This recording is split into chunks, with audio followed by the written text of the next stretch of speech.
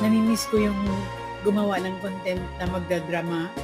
Yung sa drama, sa acting, namimiss ko. Kaya mamaya pagkatapos ng kumain at makapagligpit-ligpit, gagawa ako ng content na acting. Namimiss ko yung paiiyak, yung mga ganun, yung may kunting galit. Namimiss ko yung ganun.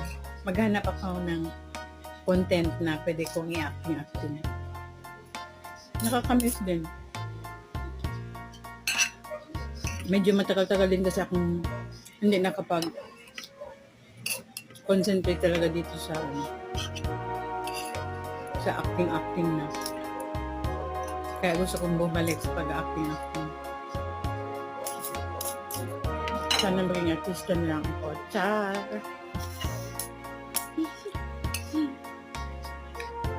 Walang masama. Artista naman tayo dito.